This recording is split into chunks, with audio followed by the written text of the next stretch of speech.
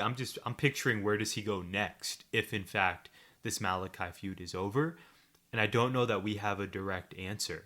We know that he can't challenge for the heavyweight title per previous storylines, but Cody as a babyface is just not doing it for me, or I think for anyone, like you said, based on the boos. He goes to New York, Arthur Ashe Stadium, he's booed out of the venue.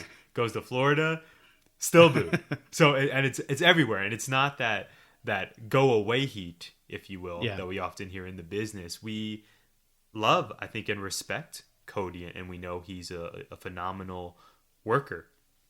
We just want a character change. It reminds me of Roman Reigns a bit when the company was trying to push him as a babyface, and we as fans decided, no, this isn't the way to go. We want Roman Reigns to be a badass heel. Roman Reigns, Cody Rhodes, two completely different characters, but I think we see when WWE leaned in to Reigns as a heel, he is now arguably the best character in professional wrestling. And if we lean into Cody as a heel, as the executive who kind of swings his power and yields his power and just goes about his matches in underhanded ways, I think we could really turn this around. But you're right, Malachi Black is the coolest wrestler on planet Earth right now in any company. The entrance is so simple yet so phenomenal, and he is going to receive cheers everywhere he goes. And I love Cody's entrance. I think it's a great entrance. But right now, actually not even right now, it always has been. That's a heel entrance. Oh, absolutely. It's so narcissistic. Like all of it. It is so self-gratifying and narcissistic. You have this 25-minute entrance. You come up from the floor. The whole set moves around you. There's light coming from above. You get smoke. Yeah. All this pyro, all this time. You have entrance music for your entrance music. Yes, he does. And I just make this man a heel.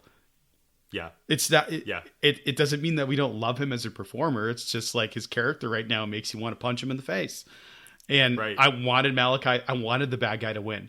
That doesn't ever happen to me. Going back to WCW days, even when I loved the bad guys and I loved Chris Jericho, I still wanted him to get murdered by Goldberg. I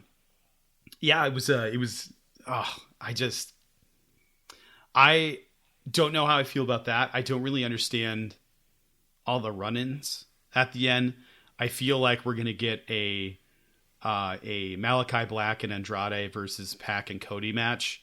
If not Wednesday, then probably Rampage or something. I feel like that's coming. The AEW pretty much knows when they're sending people in and what it's going to lead to every time, I feel like. So to send them out there and to have them kind of go back to, was it Rampage? Andrade and Malachi Black working together, and then to bring that back around, there's no way they're not going to team. And probably maybe they throw somebody else in there. I don't really know, but I feel like Pac, Cody versus Andrade and Black, which will work for Cody because Pac isn't a good guy or a bad guy. He doesn't care. Exactly. So I always thought that was interesting. But I have a question. Give it to me. So I love that AEW has embraced calling it this match 1, this match 2, and just calling it what the wrestling fans call it. You know, it's not just this match happened on Raw or SmackDown. It's this match 1, this match 2, and not this match 75 in some iteration or some form. But they're embracing it and calling it that. I don't know what to do with it when it's like, this is the third match and the final match in the series. Okay, I don't know if you know about sports, but in sports, if you have a best of 3 series and you lose 2 of those matches, you've lost. There's not a third match. So what are we doing here? Are we getting Cody and Malachi 4? And if Cody wins, are we getting 5? And when does it end? And why are we doing these things? What are your thoughts on that because I feel like maybe I'm taking it too far because the first match was a squash. So I don't know. Right. Right. This, to me, this speaks to the faith that we have in AEW because they are still so new and because they've done so many things right that we are not totally giving up on this storyline. But like you, if I'm Malachi Black, who cares if I lost this third match? I'm not happy about it. I'm gonna kick Cody's head off at some point in the future, but I won the series, if you will, 2-1. It's very odd. It's very odd. I think back to what you said about these four characters and this very likely tag match we're going to get between these four. And this reminds me of a quote Cody had when AEW was kind of in its infancy about we don't always have to have heels and baby faces or clear heels and baby faces. Perhaps all of us are just operating in shades of gray. And for those four characters, Cody and Pac on one side, Andrade and Malachi on the other, who are the heels there? Who are the baby faces? So maybe this is an exploration of that, but I think all four of those talents are main event caliber, heavyweight champion caliber wrestlers. But you can't have five heavyweight champions at the same time, right? Right. And getting to see, like, if Pac and Andrade want to wrestle every week for the rest of time, I'm fine with that. I'd pay for it. Yes. It's there. We got to talk about that match, Brad. We got to just go there. Yeah, and this was the second one. Amazing. Somehow better. Amazing. Match of the year candidate. It was one of the most incredible things.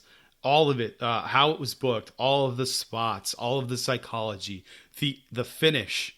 I love the finish so much. And we'll go back to it, but I want to, since we were just talking about Malachi Black, I love that the moment that Pac won, the moment that it was 1, 2, 3, ding, the bell dings and the lights go out, you're going, what is happening right now? He won, but then the lights are out and Malachi Black is there. Incredible. And you weren't really sure. And you weren't really sure what he was doing there. They let the audience sink into it and go, what is going on? Holy crap, he's here. What do we do? I loved that. The end of that show was so good. It was so good. And that was what capped off one of the best matches of the year for me. Oh, yeah. It's easily... I know we'll save this for a future pod, our matches of the year sooner than later, but it was just incredible. Their chemistry, the spots they were pulling off, Pac and Andrade, it was just... I think back to the text messages you and I exchanged during the match and the avalanche, sheer avalanche brainbuster. I just love these names. Sheer avalanche brainbuster, the use of the ring apron, the aerial moves that both these guys can do. You and I spoke about this before our recording, but how crisp both guys are with their offense. It's so artistic to me. And it just looks so painful. Yes. I love it. And what you said about the finish, yes, you have this fast and furious, hard-hitting match, and then immediately we get Malachi. Malachi appears after the lights turn on. Malachi appears, and they give us that moment to really just sink our teeth into seeing these three guys and not knowing what's going to happen. And the fact that we can have Malachi and Andrade be friends when we know... Of course it would be possible for them to be friends because of the Zelina Vega connection. So Zelina Vega, wrestler in WWE, but we know that she formerly managed Andrade, and she is the real-life partner of Malachi. It's beautiful. That's all you need to say. What are these two guys doing together? Oh, of course. Zelina Vega is the connection. I thought that was awesome, and I really thought that is I want to get your thoughts on this. In my opinion, that match was the signature moment of Rampage thus far. Rampage as a show. We had CM Punk's debut in the United Center, which in terms of moments, I'll say is actually number one. But in terms of an actual match on Rampage, I would put Pac versus Andrade 2 as the best one we've seen on this show thus far. I totally agree. CM Punk has to be number one because that was the biggest draw. That was... If you were watching that, you were gritting ear to ear, or you were in the stands crying. Either way, I was trying to think while you were saying that, what other match comes close on Rampage to that. I don't. I can't really think of one, because Danielson and Kenny was Dynamite, and Right, Grand Slam. and then the Danielson Suzuki match was on the buy-in, so it wasn't actually formally on Rampage. Even though I don't know, I would put that match up there with this match in particular. It was also a great match. Bryan Danielson having great matches with everybody, including Dustin Rhodes. Unbelievable. I loved all of that. But this match, I don't even know if I have the words for it. I might have even tweeted this, that I don't know shit about physics after watching Andrade twist his body mid crossbody. I thought he was going for this crossbody when he ran up the ropes, jumped off the turnbuckle, headed toward Pac on the outside of the ring, and then just twisted himself. I don't understand anything anymore. That was wild.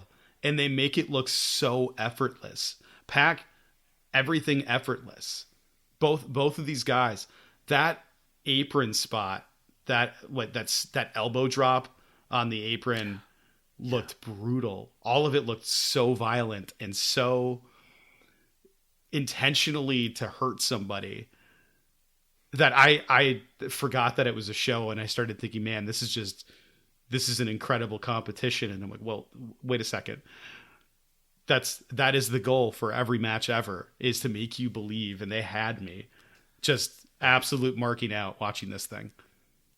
Yeah, you're not alone in that. The match was amazing. And for me personally, in terms of Rampage, again, moments, the only other moment that could supersede this was the CM Punk debut. I'll never forget, I was chaperoning a high school dance the night of CM Punk's debut on Rampage, and I was so jealous of you, Brad, because you were at home. I know you remember. Yes, that's why I can hear the laughs. Yes. You were at home watching Rampage live, as you should be, and I was at this dance, and I'm just thinking, oh, is it kosher if I pull Rampage up on my phone and try to watch? Is that going to be frowned upon?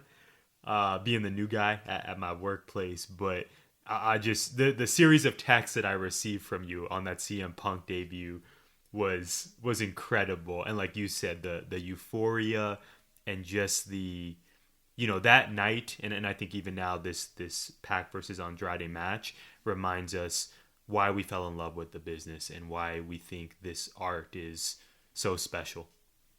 Agreed. And with CM Punk in mind, I think one of the things I think I've seen a lot has his run been underwhelming for CM Punk as CM Punk. Okay, sure, but that was years ago. CM Punk in a different company, in a different place in his life, and seeing happy CM Punk is still a little weird for me and for everybody, because he's not out there shredding people on the microphone. That'll probably happen at some point. But he said he's there to work with the young guys, and he is. I don't know who produced that match last night with Bobby Fish, but to have him get an indie wrestler in there who, I think for the sake of time, they were having people not do entrance music, maybe only for the people in attendance. But to have him in there coming to the rescue of a guy not even on the roster to give them some shine, even if they're not on the roster, and to set up a match with somebody that's new and give them credibility because now they're wrestling CM Punk. I think he's doing everything he wanted to do. He gets to go do the things he loves.